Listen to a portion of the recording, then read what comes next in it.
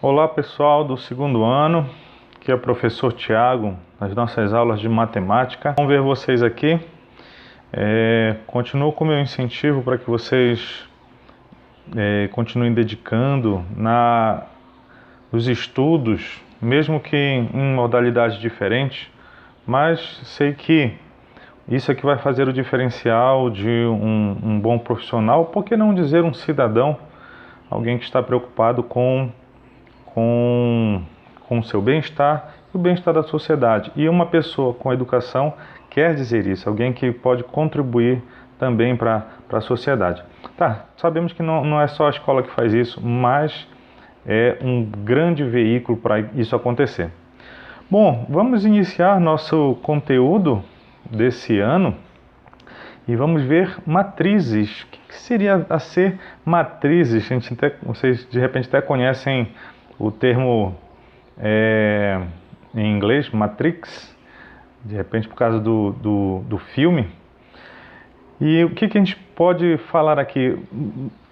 Matriz, ela acaba trazendo uma organização para informações. Um aluno me perguntou sobre onde nós encontramos matrizes e eu falei sobre a criptografia do WhatsApp, e ela tem um fundamento de matrizes, ou seja, uma organização de números em linhas e colunas. É isso que nós vamos ver agora.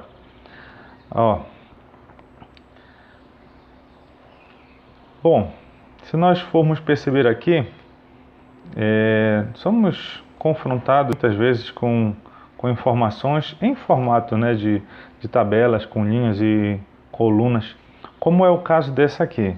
Então, se a gente quiser uma informação sobre a região sudeste no ano de 1991 na área rural, a gente tem isso aqui, olha, região sudeste no ano de 1991 na área rural. Então ali eu tenho justamente a população para essas informações, né? Tanto da região, o ano e que zona, né? Se é urbana ou se é rural. Essa organização é importante para otimização de transmissão de dados. Então aqui, hoje nós vamos ver os tipos de matrizes, tá? Vai ser uma aula bem simples. São conceitos que você precisa para terminar essa sessão de matrizes, tá? Não vá perder aí a ideia.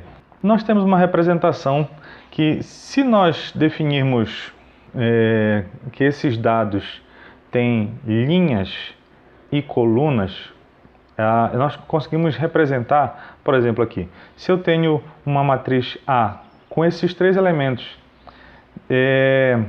dá para perceber que ele tem três elementos que estão em formato de linha. Então, aqui eu tenho uma linha só e três colunas. Tá bom, são colunas baixinhas, mas são colunas. E nós representamos daquele jeito. Dizemos que ela é uma matriz 1 por 3, ou seja, uma linha e três colunas. Essa quantidade sempre vai ser, logicamente, um número positivo e natural. Não vai ter uma linha e meia, não vai ter essa representação.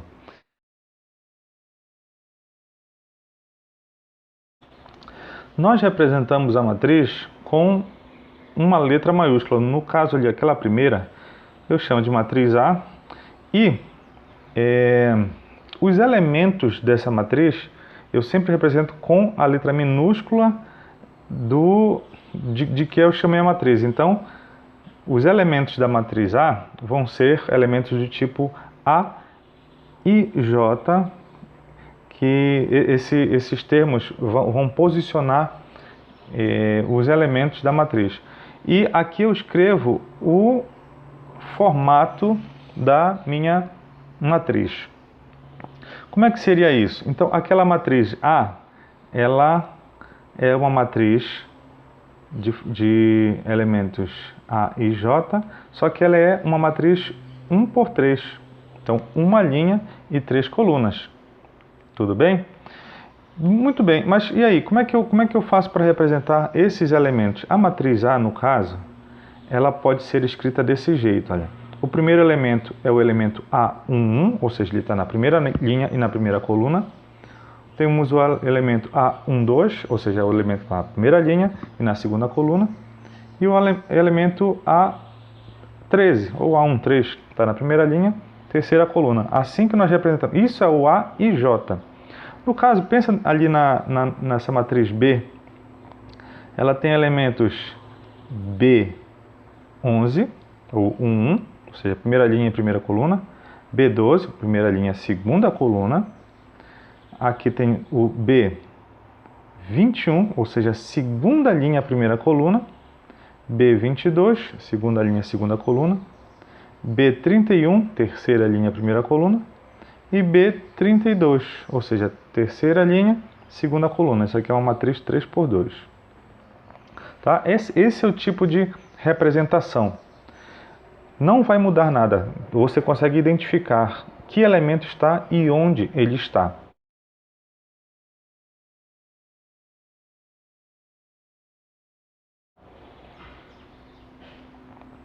Muito bem. Quais são essas matrizes especiais que nós temos? Primeiro delas é a matriz linha. Como é que nós identificamos uma matriz linha? Bom, pelo nome, ela é formada por uma única linha, que no caso é esse aí. Normalmente o primeiro índice vai ser 1, tá? Para determinar que ela é uma matriz linha. E com a mesma ideia, nós temos o que nós chamamos de matriz coluna. Bom, aí nesse caso, a matriz coluna é formada por uma única coluna, sem dificuldade nenhuma, né? Temos também o que nós chamamos de matriz nula. A matriz nula é uma matriz que ela é composta com todos os seus elementos valendo 0. Esse aqui, no caso, é uma matriz nula 2×3, ou seja, 2 linhas e 3 colunas. E quais são os elementos dela? Todos são 0, tá? É assim que funciona uma matriz nula.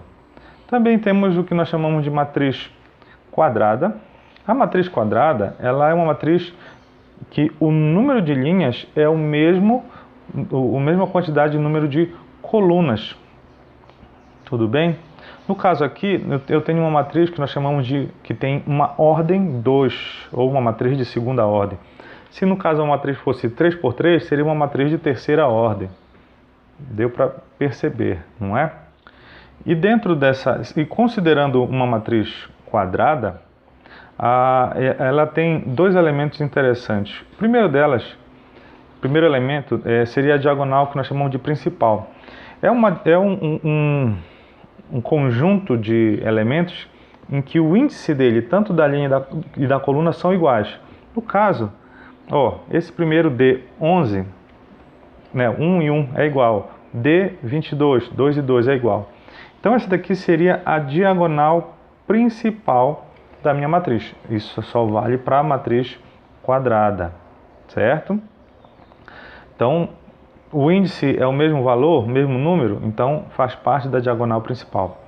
Fechando isso, nós temos o que nós chamamos de diagonal secundária. Aí no caso, se essa matriz ela é 3×3, o próximo número seria 4, né? Então, se a soma dos índices der um número que é 1 a mais do que a ordem da matriz, isso ele compõe a diagonal secundária. No caso aqui, temos o E13, ou seja, 3 mais 1, 4. E22, 2 mais 2, 4. Então, todos esses elementos aqui somam 4. Então, esses elementos comporiam a diagonal secundária. Muito bem. Também temos dessas matrizes especiais que nós chamamos de matriz transposta. O que seria a matriz transposta? Eu preciso pegar as linhas e simplesmente transformá-las em colunas. Então a primeira linha se transforma em primeira coluna, segunda linha se transforma em segunda coluna e assim por diante. Quantas aparecerem? O que for linha se transforma em coluna. Deixa eu mostrar para vocês como é que ficaria a matriz transposta, que nós representamos assim, olha. Colocamos um T sobrescrito. Então a matriz transposta aqui no caso dessa F, deixa eu só trocar de caneta,